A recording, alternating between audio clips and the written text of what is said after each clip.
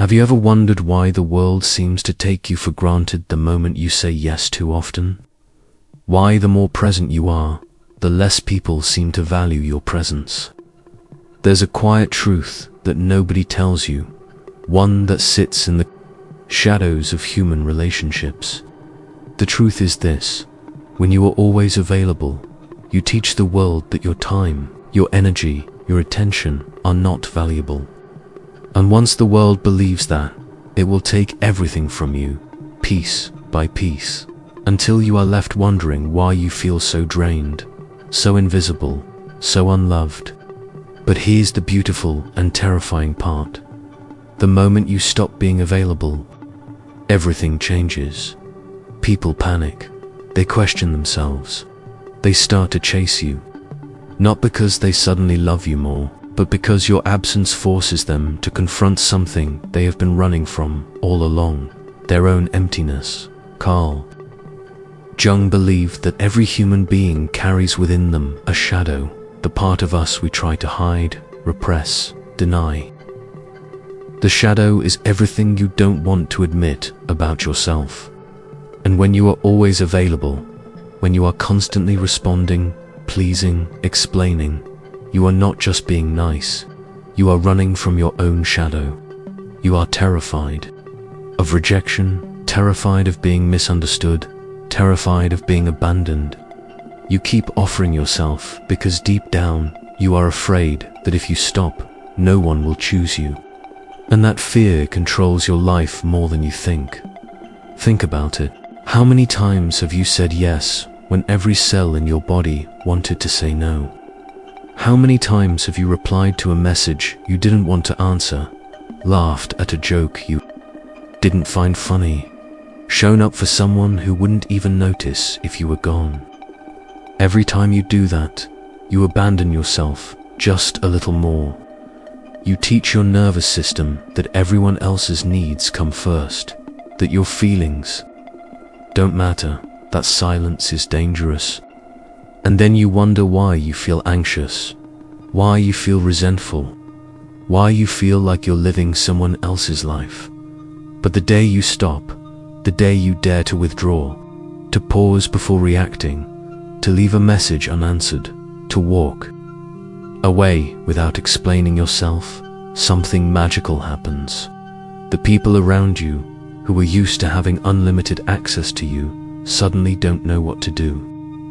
They text you twice, 3 times, just to see if you're still there.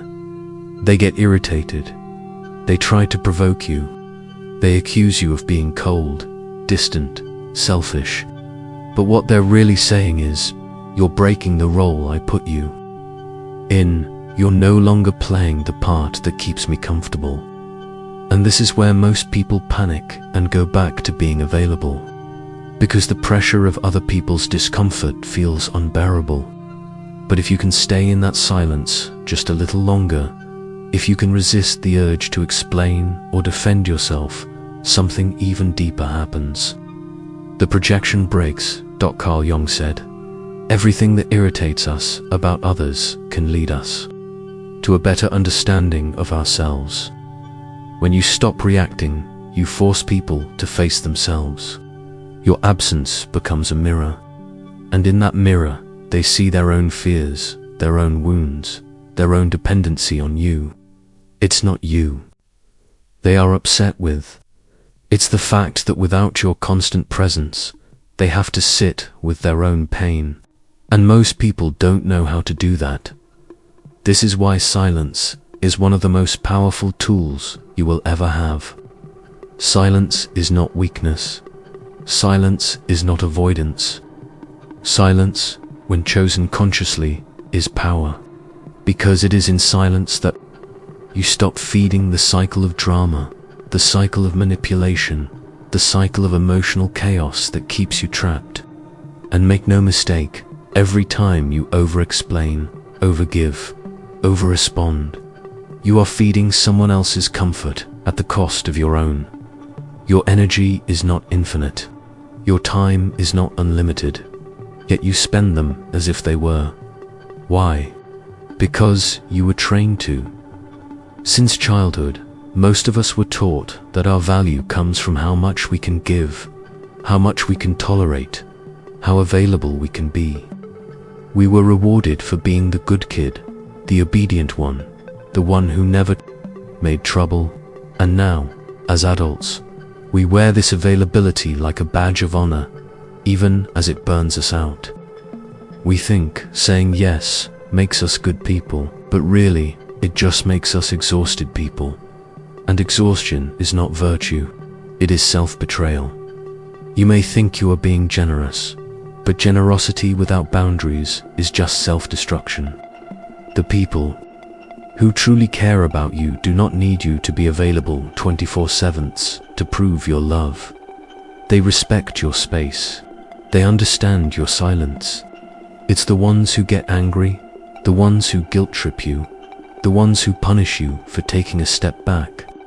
They are the ones who never saw you as a person, only as a resource. And this is why, when you finally step away, the reactions can be so intense. Because your absence doesn't just create space, it reveals the truth. Jung spoke often about individuation, the process of becoming your true self, and individuation requires separation. You cannot become who you are meant to be if you are constantly entangled in other people's expectations, emotions, and demands. To individuate is to break free from the mask, from the persona you created to survive, and to meet the raw, unfiltered version of yourself. This process is not comfortable. It will cost you relationships. It will cost you approval. It will cost you the identity you've spent years building. But what you gain is something no one can take away from you, your own center. The first time you withdraw, it will feel like a small death. The silence will feel unbearable. Your mind will scream at you to explain yourself, to send that message, to say sorry for no reason. But if you can breathe through that, if you can stay with that discomfort, you will notice something extraordinary. Beneath the panic, there is peace. Beneath the guilt, there is freedom. And beneath the fear, there is power. The power to choose when to speak, when to act, when to give, when to stay silent. This is the beginning of sovereignty. Sovereignty is not about controlling others.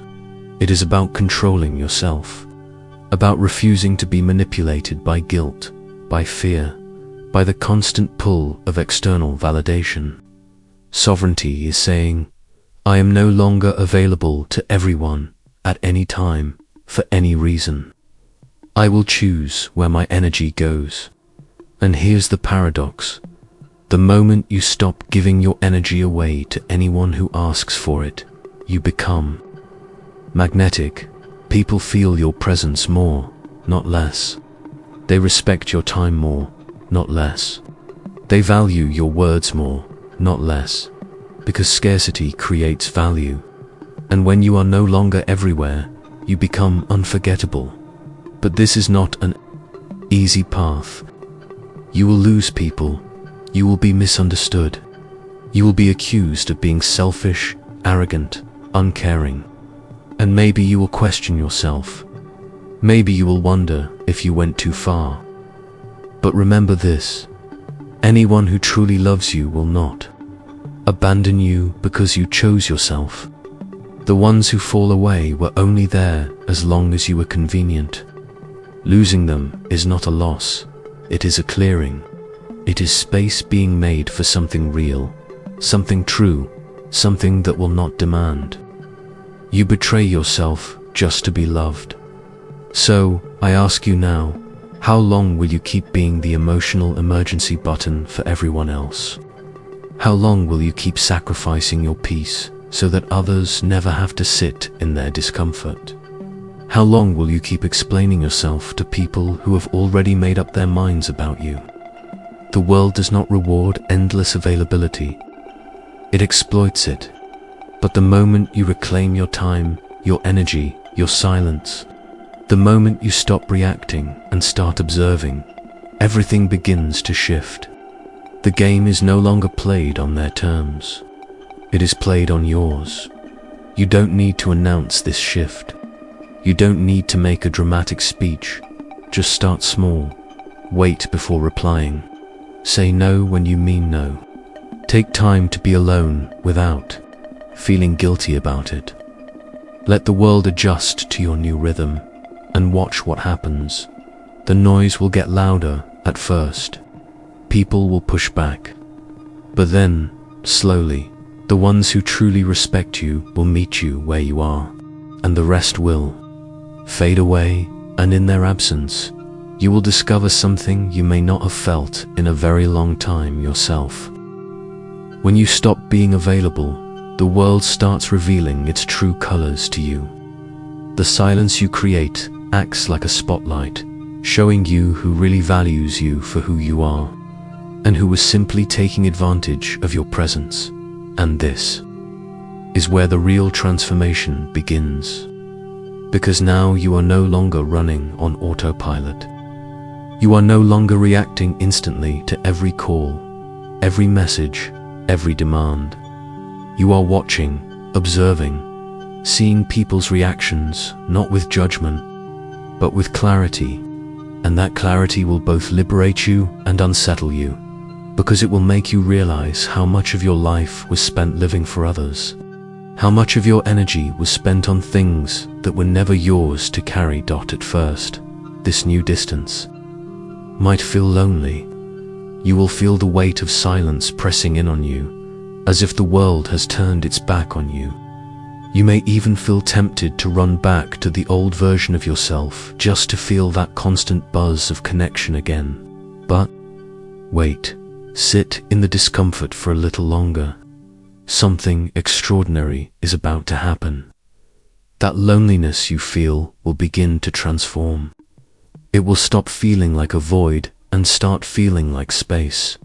Space where your own thoughts can finally be heard, where your own feelings can rise to the surface without being drowned out by the noise of other people's demands. And it is in that space that you will meet yourself again, perhaps for the first time. Carl Jung spoke of individuation as a journey into the depths of the psyche, a process that requires solitude, confrontation, and honesty. It is in moments like these that the individuation process truly begins. Because now, without the distractions of being constantly available, you are forced to sit with your shadow. You begin to notice the patterns that drove you to overgive, the wounds that made you afraid of saying no, the fears that kept you explaining yourself to people who were never really listening. And this confrontation with yourself can be painful. You may cry, you may feel angry, you may grieve the years you spent abandoning yourself. But with every tear, with every realization, you are reclaiming pieces of your power. And then something shifts. Your silence, once heavy, becomes light. Your no, once difficult to say, becomes natural. You begin to notice that you no longer react immediately to things that used to trigger you. You pause, you breathe, you choose. And in that choice, you feel something you may not have felt in a long time: control. Not control over others, not control over the world, but control over yourself. And that is where true strength lies. Because the person who can control their own reactions, who can sit in discomfort without breaking, who can choose when and how to respond, is a person who cannot be easily manipulated. This is why opportunistic and manipulative people hate it. When you stop being available, because their power over you was never about force, it was about predictability. They knew exactly what buttons to push to get a reaction out of you. They knew how to guilt you, how to flatter you, how to make you rush to fix their problems. And now that you are no longer reacting, they are left exposed. Their tactics stop working. Their manipulations lose power. And for the first time, they are forced to face themselves. Some will leave your life because they cannot handle this. new version of you, let them go. Their departure is not a tragedy.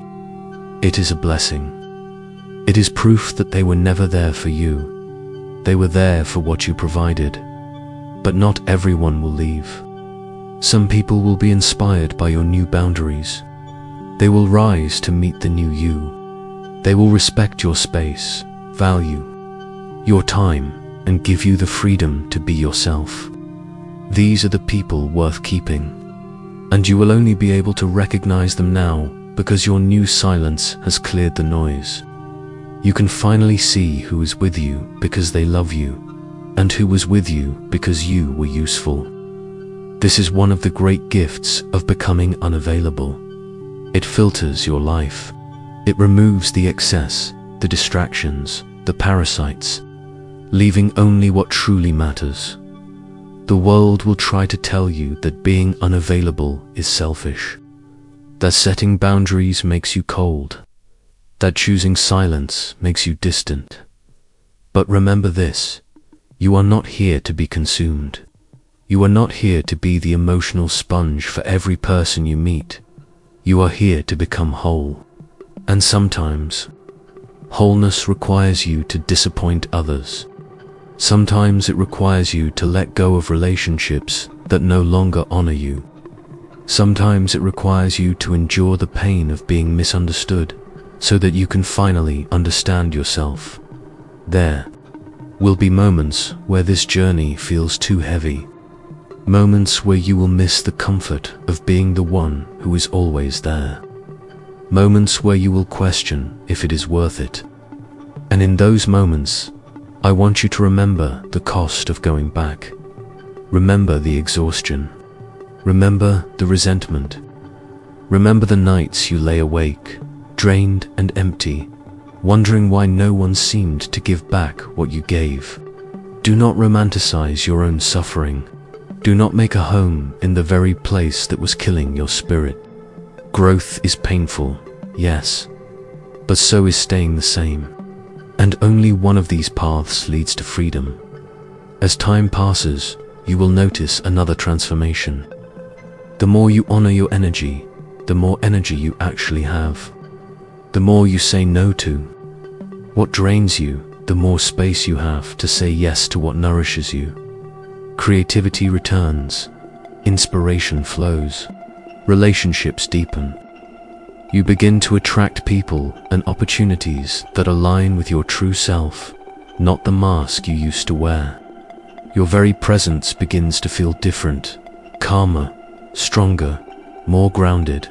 You no longer need to prove yourself. You no longer need to explain yourself. You simply exist as you are, and that is enough. And perhaps the most beautiful part of this process is that you no longer fear being alone.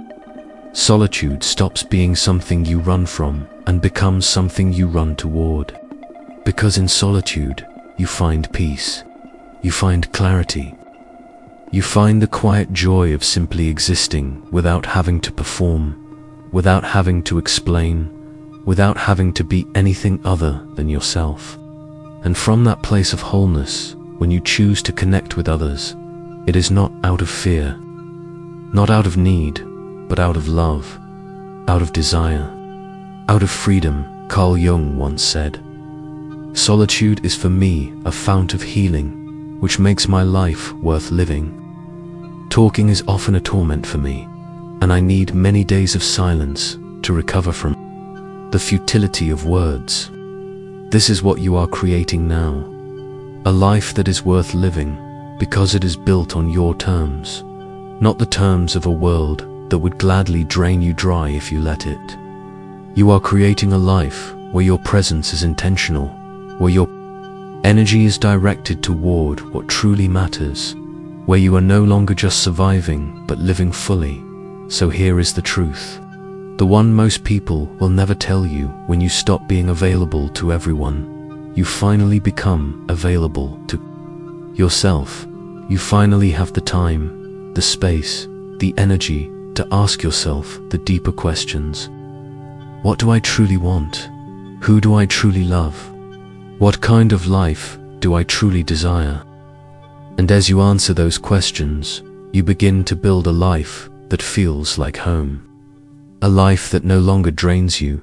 A life where you are no longer a puppet pulled by the strings of other people's expectations.